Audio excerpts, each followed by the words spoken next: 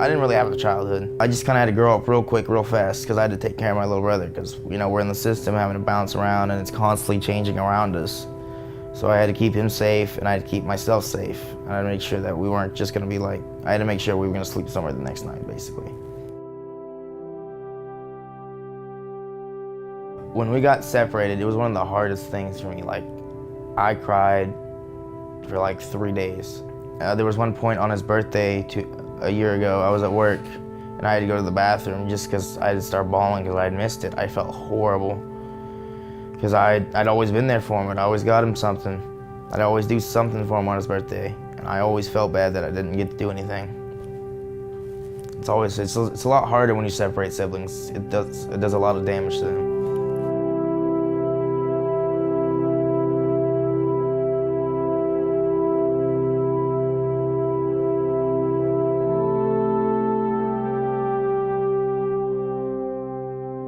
One of our favorite things about living on a Circle of Care campus is the community that it provides. Our neighbors, we did not know them when we moved here. They became great friends. It was just so nice to have somebody so close to you that was walking the same path as you, that understood the ups and downs, that it was a safe place to kind of talk. It was a safe place for our kids because they knew that the other adults around them understood and they weren't gonna pry into their stories, but they were gonna support them and love them just the same. And you know, for our kids, it was nice because they didn't feel alone, because it wasn't like this singled out, like, oh, I'm the foster kid. Like, you're in a community of them and it's kind of the norm and it's okay. And then you go to school and you already have these friends and you have familiar faces. And it was just a huge blessing to us to have such great people next door and to just be in that community. At the current time, we have 12 children in our home. There will be 6 under 6. We have 2 large sibling groups.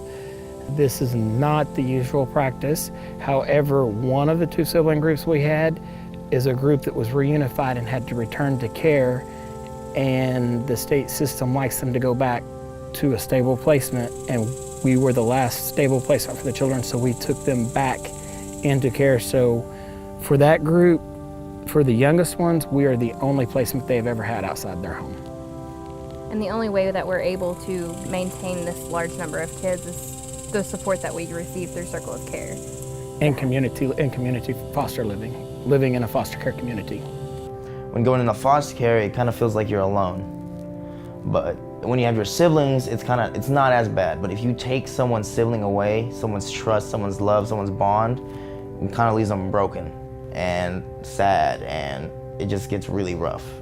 I think that a lot of people are very scared of what it's like to love a child and see them go home, because they're worried about the pain that they might feel or how hard it must be. And our outlook starting off was always that we're adults, you know, we have resources, we have lived life and kind of know how to control our emotions and manage our emotions. And we know the pain and joy and the give and take of that.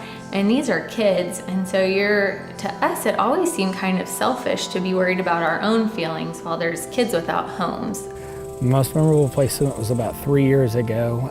We had a young man that needed a place to stay. When the state called me and asked me to take him on, he had been through several placements, 14 or 15 different placements, and was having a rough go at it. He had a pretty traumatic childhood.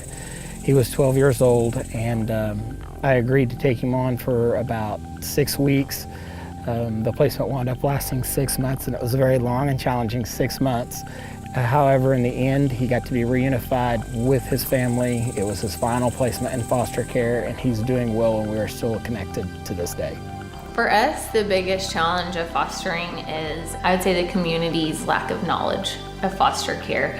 They have a preconceived notion of who we are as foster parents. They have a preconceived notion of who our kids are as foster kids, which we don't care for that term a lot. We always call them our little foster loves. But they just have this idea that, you know, foster kids are mean or scary or dangerous. Or they always say, oh, you guys are saints. Like, yeah, they think that one just like gets under my skin, of them saying like, oh, you guys are such saints for doing this. Like, no, I mean, we're just normal people. Normal people loving normal kids. Yeah. You know, to us it seems crazy that people have all these like ideas that are so not true. If you break it down, like, we are normal people and these kids are normal kids that need somewhere to stay, and we have the space, and thanks to Circle of Care, even more space than what we previously had in the home that we owned, and we love to open our home to those kids. They don't have anywhere to go, and so to us it's crazy that everybody doesn't understand it that way.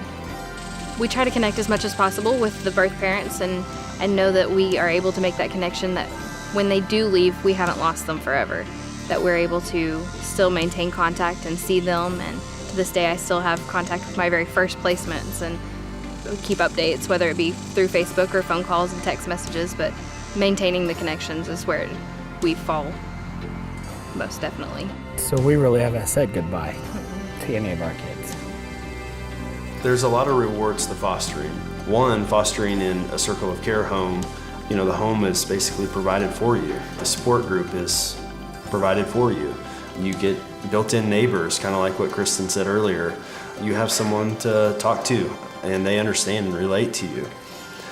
Some of my favorite parts of fostering is seeing kids go home, to a healthier home, to see their parents work their plan to succeed, and how excited that their kids get because their parents succeeded. That's pretty cool to see.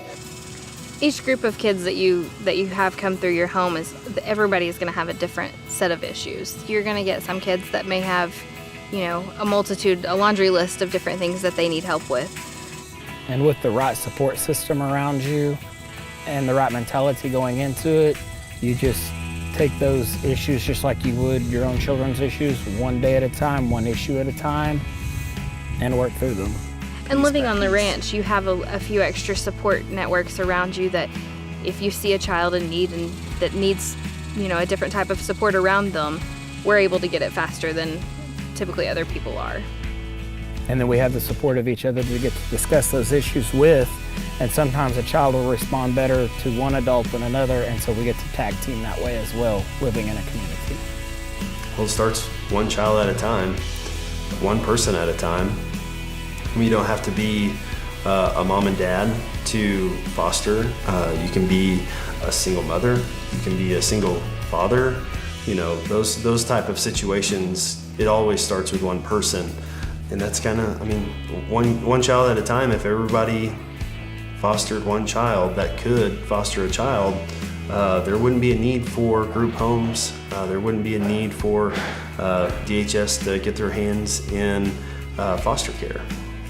About the only advice I could give to anybody who's wanting to start fostering or would consider campus-based fostering is I can tell you from personal experience that I value the experience of those in this community around me, experiences that I may not have had, and I think that a lot more foster parents would be a lot more successful if they started in community-based fostering, and those who are still new in it and know that they want to do it but they're struggling with it should strongly consider moving to a foster community where that help and that advice is so readily available, because we can share so much and we've all had so many different experiences that when you put them together, you can come up with some pretty strong game plans pretty fast.